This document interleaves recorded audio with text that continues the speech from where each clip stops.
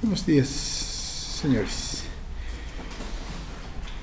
Revisemos rápidamente los fármacos que se utilizan para el virus de la gripe. Creo que consideremos que el virus de la gripe o influenza, también virus de la influenza, hay de tres tipos, ¿no? El A, el B y el C. El C y el B, como quiera, no reviste mayor importancia, en el sentido de que son las gripes, por ejemplo, el caso del virus B, son responsables de los brotes a lo largo del año, ¿no? En esta época sobre todo, por ejemplo. El virus C también es responsable de casos leves, entonces, y el organismo prácticamente responde a ellos. La complicación viene con este tipo, ¿no? El tipo A, que vendrían a ser este tipo de virus responsable de sí casos estacionales pero también da lugar a problemas, ¿no? Ahora, dentro de la estructura del virus de la gripe nos interesa dos cosas: esta enzima y esta otra enzima, ¿no? La neuraminidasa y la hemaglutinina. ¿Cuál es su función dentro del virus de estas dos? ¿Cuál es?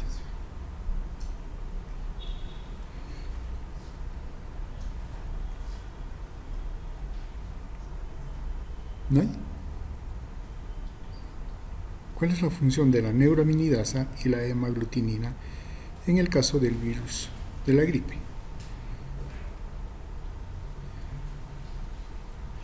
Ya, eso mismo. Ahora bien, dependiendo del tipo, de estas dos enzimas, se clasifican al virus de la gripe, ¿no? Hay 16 tipos de hemaglutinina y 9 de la neuraminidasa. Y dependiendo de la composición del virus que tengan estos tipos, se les denomina, ¿no? Claro, estamos con el virus de la gripe A, y por lo tanto es H1N1, muy conocida, ¿no es cierto? Que dicho sea de paso, en realidad este virus es del porcino, solo que por mutaciones y todo ha llegado al hombre y está aquí, ¿no? Y nos ha hecho problemas. Y no solo se piensa que es del porcino, sino también por la gripe o el virus aviar también, ¿no? Y es que acá hay una característica de estos virus de la gripe. ¿Cuál es? Que le permite una gran mutación. Hoy día, y eso se genera para todos los virus de la gripe, ahora nos da la gripe, ¿no? A cualquiera. Se recupera, pero puede pasar un mes y de nuevo vuelve a dar la gripe. Y de nuevo el proceso inmunológico y aprende a defenderse. Y eso nos sucede todos los años. Y es que en realidad el virus de la gripe muta, y muta rápidamente. ¿Por qué? ¿Qué hace de que tenga esa facilidad de mutar?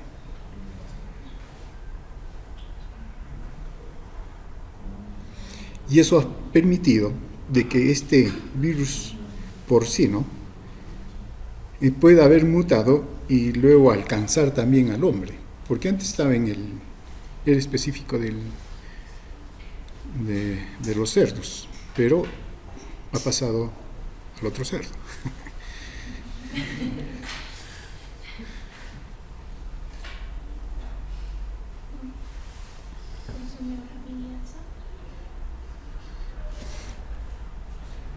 Por sus genes.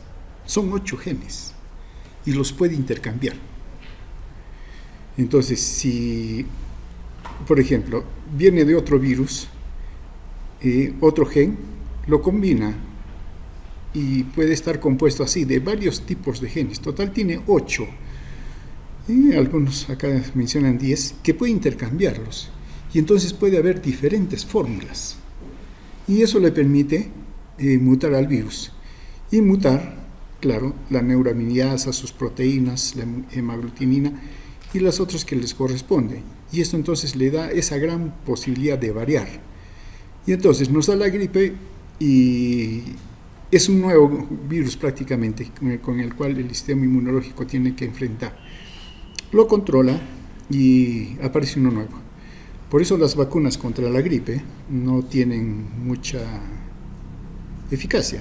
Claro, nos vacunan contra 60 tipos de virus de la gripe. Viene el 61 y nos da la gripe igual. No tiene mucho sentido, ¿no? Pero como quiera. Entonces, estas dos, dependiendo del tipo de estas dos enzimas que tiene el virus, se clasifica. Ahora bien, en términos generales, hay dos clases de antivirales contra la gripe. Los inhibidores de la neuraminidasa, ¿no? Acá está el oseltamivir, zanamivir, peramivir, y los adamantanos, como la amantadina, rimantadina. Ahora bien, los virus H1N1, sí es cierto, son sensibles a los inhibidores de la neuraminidasa, pero resultan siendo muy resistentes a la amantadina y a la rimantadina. Prácticamente no se aplican por esta resistencia que se dan, ¿no? En caso de oseltamivir, sí es eficaz en la terapéutica y la prevención de la influenza. Inhibe al virus de la influenza, que es resistente a la amantadina, rimantadina y al zanamivir, ¿no? Que es otro también que se utiliza. En realidad es un profármaco y es activado por las esterasas hepáticas, y el metabolito activo más bien no se metaboliza y se elimina por vía renal, ¿no? Con una capacidad, esto si el clariance del renal es menor a 30 mililitros por minuto, es necesario hacer el ajuste de dosis. Ahora bien, si el metabolito que es activo es detectable en sangre a los 30 minutos de haberse administrado el oseltamivir, valores máximos a las 2 a 3 horas, ¿no? Y tiene una amplia distribución en el organismo. Su mecanismo de acción se une a la neuraminidasa A y B e induce un cambio conformacional en el sitio activo y inhibe su actividad. ¿Y cuál es la consecuencia? De que el virus no se puede liberar. La liberación del virus depende de la neuraminidasa. Y entonces, como el virus no se libera, va a haber agregaciones en la membrana celular y queda atrapado, y esto obviamente va a disminuir la diseminación del virus en las vías respiratorias. Claro, las vías respiratorias vienen a ser el blanco de estos virus. ¿Por qué?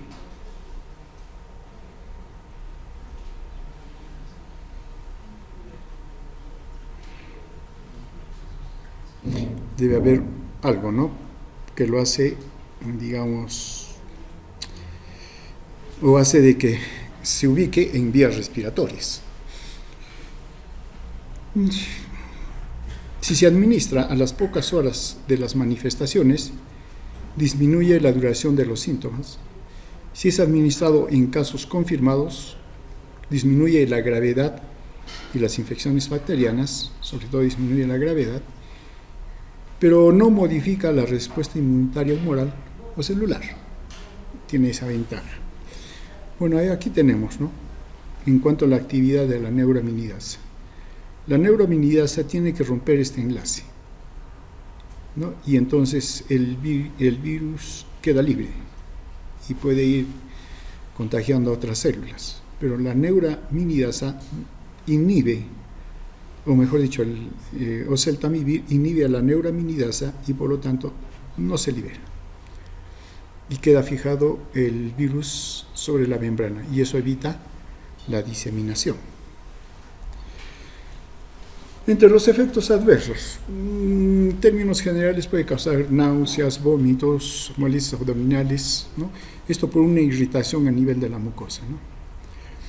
Ahora, las molestias leves a moderadas se resuelven a pesar de la administración continua, ¿no? Se aconseja administrarlo con los alimentos para mitigar o disminuir esta irritación. Efectos más raros: diarrea, mareos, fatiga, congestión nasal, dolor de garganta, tos o vértigos, ¿no? Ahora bien, en cuanto a su administración, es claro también el momento en que se da. Mientras más antes se dé el tratamiento, es más efectivo. Entonces es preferible dentro de los 2 primeros días de iniciar la enfermedad. El problemita es que el paciente nos viene al tercer día, cuarto día. Y claro, ya estamos en desventaja. Pero si fuera así, dándole dentro de los 2 primeros días, en caso de adultos y personas con peso mayor a 40 kilogramos, 75 miligramos 2 veces por día por 5 días por vía oral. Niños de 14 a 1 año, 30 miligramos por kilogramo de peso, también 2 veces por día por 5 días. Niños de 1 a 12 años, 14 días a 1 año sería el anterior. Los de 1 año a 12 años, 2 miligramos por kilogramo de peso, 2 veces por día por 5 días por vía oral. Es, digamos, como tratamiento, pero también se ha utilizado el oseltamivir como un quimioprofiláctico. Y se puede administrar. Sobre todo esto se hizo cuando, ¿se acuerdan? Hubo toda la epidemia y estaban expuestos los trabajadores de salud. Entonces se hizo la quimioprofilaxis y se hace con las mismas dosis por 7 días, ¿no? Pero no se hace quimioprofilaxis en menores de 1 año. En el embarazo también como tratamiento y profilaxis, ¿no? Y también en los grupos de riesgo, 75 miligramos 1 vez por día por vía oral, por ejemplo, ancianos o personas de tercera edad, ¿no? Bueno, si consideramos a los niños, entonces acá están las dosificaciones a mayores de 1 año, menores de 1 año, e inclusive menores de 1 año que son pretérminos, ¿no? Se administra. El zanamivir viene a ser otro antigripal, que es un análogo del ácido ciálico, ¿no? Y es también un potente inhibidor de la neuroamidasa A y B. Sería la segunda alternativa, porque en la práctica el oseltamivir prácticamente es el único que tiene efecto hasta el momento. Y claro, cuando ha habido esta epidemia se ha administrado, digamos, con bastante amplitud, pero se trata de guardar este medicamento porque es el más eficaz, porque si el virus resulta siendo resistente a oseltamivir, prácticamente ya no tenemos nada. Y ese es el problema. El zanamivir es una alternativa, sí, pero no es tan eficaz como el oseltamivir, ¿no? El zanamivir también inhibe de manera competitiva la neuraminidasa, ¿no? Y causa lo mismo, ¿no? Una agregación del virus en la membrana celular, disminuyendo la diseminación por las vías respiratorias. Vía oral tiene una baja biodisponibilidad y más bien sí se puede administrar por vía inhalatoria. Más bien esto sí requiere la colaboración del paciente, ¿no? Dentro de los efectos adversos, adultos y niños toleran bien la administración por vía inhalatoria, ¿no? Puede haber jadeo, broncoespasmo en algunos pacientes que, bueno, no se conoce que tuviera alguna otra enfermedad aparte del proceso, digamos, gripal, ¿no? Más bien en sujetos con asma, enfermedad pulmonar obstructiva crónica, hay que tener mucho cuidado porque ellos pueden tener un deterioro funcional pulmonar severo y o letal. Entonces hay que pensar antes de dar o administrar el zanamivir, ¿no? En el asma leve no se ha registrado cambios importantes ni reactividad bronquial con el tratamiento durante 2 semanas, pero no se aconseja su administración. En pacientes con enfermedad pulmonar subyacente se requiere vigilancia estrecha y la disponibilidad de broncodilatadores de acción inmediata si es que se presentará algún problema. Se aplica para tratamiento, ¿no? También administración temprana en adultos y niños mayores de 7 años, 10 miligramos 2 veces por día por 5 días, ¿no? Lo que hace es abreviar el tiempo de resolución de la enfermedad. Como ustedes ven, en realidad no son tan efectivos, ¿no? No es que corten la enfermedad, no, más bien limitan los efectos, limitan la expansión del virus, y es el sistema inmunitario el que tiene que eliminarlos, ¿no? Porque finalmente por su mecanismo de acción lo único que hacen es atrapar al virus, pero el virus está ahí, ¿no? Profilaxis, mayores a 5 años, 10 miligramos una vez por día por 10 días, ¿no? Si ha habido mucha exposición, mayor a 10 días, por ejemplo, se puede administrar hasta un mes, ¿no? El peramivir más bien se utiliza por vía endovenosa y está autorizado solo para pacientes adultos y niños hospitalizados, en quienes la terapia con un fármaco vía intravenosa es lo indicado para su caso, ¿no? Basados en una o más de las siguientes alternativas: que no responda a la terapia antiviral oral o inhalatoria con los anteriores fármacos que hemos mencionado, cuando no se espera que el suministro de medicamentos sea fiable o es factible una ruta distinta en la vía intravenosa. Vale decir, ¿no?, que no hay seguridad de que se administren los otros fármacos, generalmente por algún problema del paciente que no puede consumir el fármaco. Entonces lo único que queda es darle por vía parenteral, ¿no? Indicado para adultos, cuando a juicio del clínico debe realizarse terapia endovenosa, o también por otras circunstancias que obligan a ello. Si comparamos la actividad de estos tres inhibidores de la neuroamidasa, peramivir, oseltamivir y zanamivir, con diferentes tipos de cepas gripales humanas, por ejemplo, ¿no? Claro, acá las tres tienen efectos sobre H1N1, pero si comparamos, miren, el oseltamivir es el que tiene menos efecto, comparado con el peramivir y el zanamivir, que es mucho más, tienen mayor actividad, pero aún así resulta siendo el más eficaz, ¿no? En cuanto a potencia es la menos, pero los otros son los que tienen. Se administra por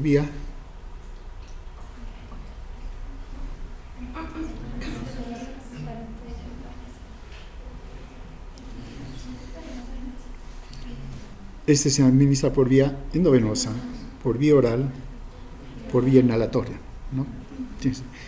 Ahora, comparando con nosotros, sí tienen efecto, ¿no?, pero varía, ¿no? H2N2, por ejemplo, H3N2 y el virus de la gripe, el virus B, ¿no?, tipo B. Pero para este tipo de gripes no se utiliza. Tiene efectividad, cierto. ¿Y por qué no se utiliza? ¿Por qué no se utilizaría para el tratamiento de la gripe tipo B?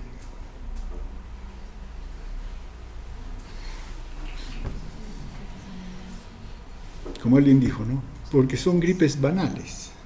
El organismo se va a defender. Entonces, ¿para qué gastar estas armas que son pocas y que las necesitamos para este tipo de virus donde sí nos puede causar problemas, ¿no? El otro grupo que mencionamos son la amantadina y rimantadina, ¿no? Sí son específicas para la influencia tipo A, pero hay altos niveles de resistencia por parte de estos virus, ¿no? Su mecanismo de acción de amantadina y rimantadina inhibe la pérdida de la cubierta del RNA viral del virus de la influenza A, ¿no? Entonces, dentro de la célula infectada del huésped van a quedar bloqueadas y eso va a evitar su replicación. Son atrapadas prácticamente dentro de la célula, ¿no? En la fase temprana inhibe a la proteína M2, el canal iónico, que es un canal iónico, ¿no? Y eso, al inhibir el movimiento de los iones, inhibe la pérdida de la cubierta y queda atrapada. En la fase tardía, altera el procesamiento de la hemaglutinina, ¿no?, que se requiere para el ensamblado viral. ¿Para qué sirve la hemaglutinina? Para el virus, ¿no? ¿Cuál es su función?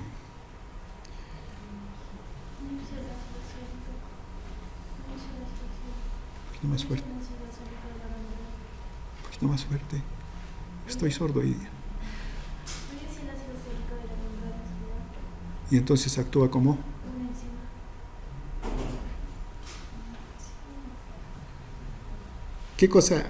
¿de qué sirve la hemaglutinina para el virus?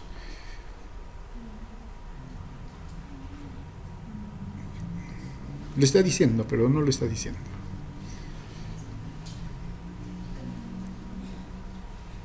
¿Y tiene que ver el ácido ciálico? Sí, tiene que ver el ácido ciálico. Ya, entonces, 2 más 2, 4. ¿Y qué cosa es 4?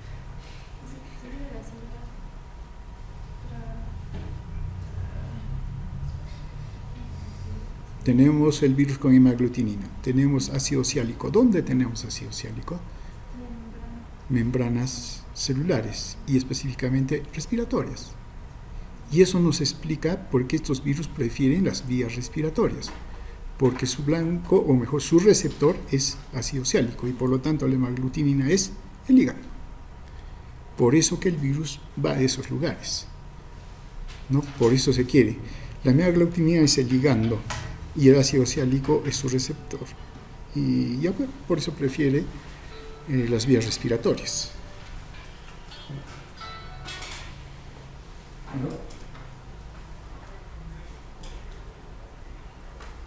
Un favor, ahorita estoy. ¿Me puede llamar unos 15 minutos?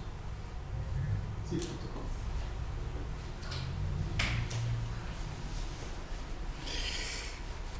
Bueno, entonces seguimos. Comparativamente, la rimantadina es 4 a 10 veces más potente que la amantadina, ¿no? Vía oral se absorben adecuadamente, buena distribución, presentes en la secreción salival, bronquial, ¿no? Donde se quiere. La amantadina no se metaboliza y se elimina por vía renal sin metabolización. La rimantadina sí se metaboliza extensamente por hidroxilación, glucógeno conjugación, y sus metabolitos se eliminan por vía renal. Sí mejora la clínica en los casos ya adquiridos, reduce la duración de los síntomas, ¿no? Ahora bien, es frecuente, 50% de prevalencia en 4 a 5 días, que surjan resistencia a los pacientes tratados. Ese es el problema de estas dos drogas, ¿no? Entonces, en realidad podemos decir, a la mitad le va a hacer efecto y a la otra mitad no le va a hacer efecto. Es como tirar la moneda, ¿no? Efectos adversos. Los más comunes son trastornos gastrointestinales, dificultad para articular palabras. ¿Por qué será eso?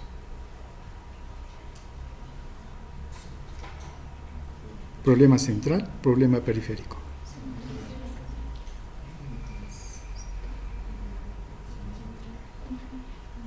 Habría que buscar, ¿no? Porque podemos tener dificultad de articular palabras, sí, y puede ser un problema periférico, sí. Digamos, garganta seca,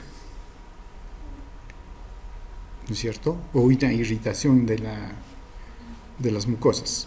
Eso nos dificulta hablar, pero también puede ser central. Averiguar por qué es esto. A nivel del sistema nervioso central, altas dosis, intranquilidad, dificultad en la concentración, mareos, puede dar lugar a insuficiencia renal, o pueden dar insuficiencia renal con altas dosis, ¿no? Las dosis diarias se disminuyen en caso de pacientes que sean mayores de 65 años y en pacientes con insuficiencia renal. Se administra en adultos jóvenes, tratamiento temprano, 200 miligramos por día durante 4 a 5 días.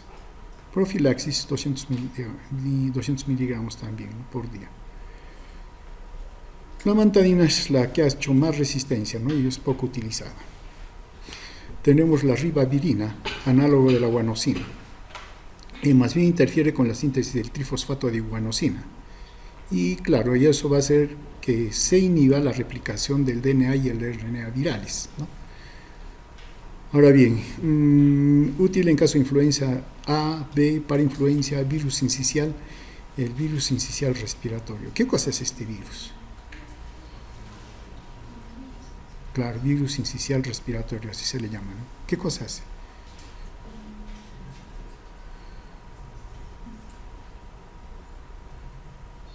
Para mixovirus, ya me he olvidado de este, no sé.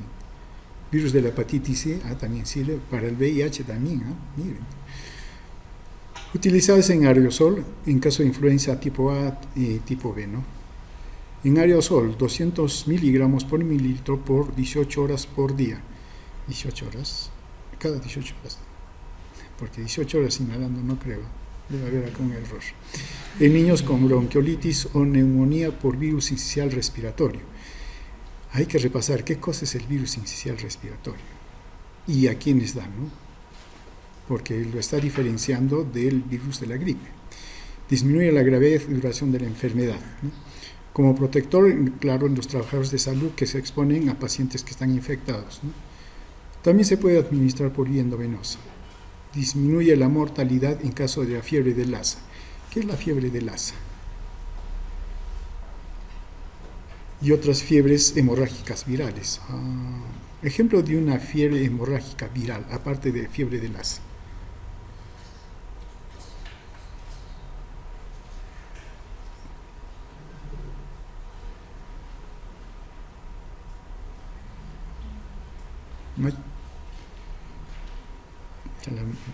La virología se nos está escapando. Esto en casos de que se aplique tempranamente, ¿no? Útil también en casos de neumonía por sarampión, por ejemplo.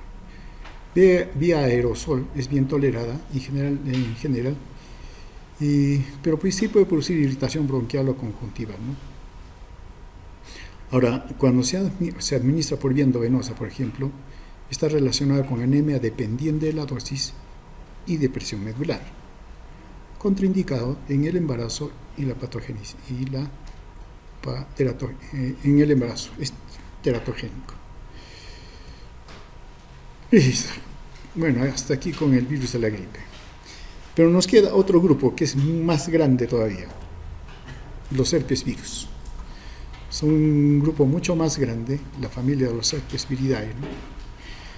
En términos generales, son DNA bicamerarios, tienen una cápsida, tienen una cubierta, ¿sí? Tienen una cubierta, ¿no? Son virus con cubierta, y dan lugar, entre otro tipo de males, infecciones persistentes, y pueden permanecer latentes por mucho tiempo. Y luego vienen los problemas, ¿no? Después, cuando uno piensa que eso ya no existe, y vienen.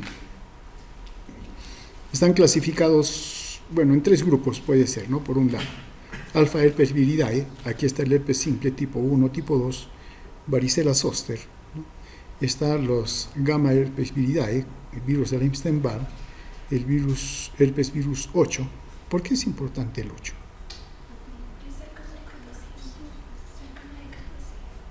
El sarcoma de Kaposi. Están los beta herpes viridae, citomegalovirus, por ejemplo, el herpes humano 6 y 7. Y claro, tienen su nombre designado, ¿no? Herpes virus humano 1, 2, 3, 4, hasta el 8, ¿no? Y sus otros nombres, ¿no? El 1 es el herpes simple 1, ¿no? Tienen su designación serológica. El 2 es el herpes 2, el 3 es la varicela zoster, el 4 es Epstein-Barr, el 5 es el citomegalovirus, ¿no? Y así están codificados. Y sí, pueden, en caso por ejemplo del herpes virus 1 y el 2, tienen una distribución amplia en el organismo, ¿no? Usualmente este tipo 1 y 2 solo los consideramos percibles, ¿en dónde? ¿El 1 dónde? ¿Y el 2 dónde? Usualmente. Pero hoy en día ya están en cualquier sitio, no hay problema.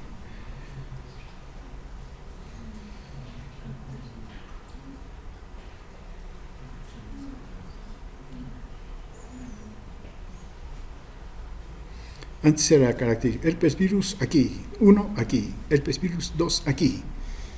Pero últimamente el 1 y el 2 están en todo sitio, todo se ha revuelto. Y por la conducta. ¿Cuál es? Genitales y oral, ¿no es cierto? Y era específico, uno se iba a genitales y otro en el oral. Ahora ya no hay eso.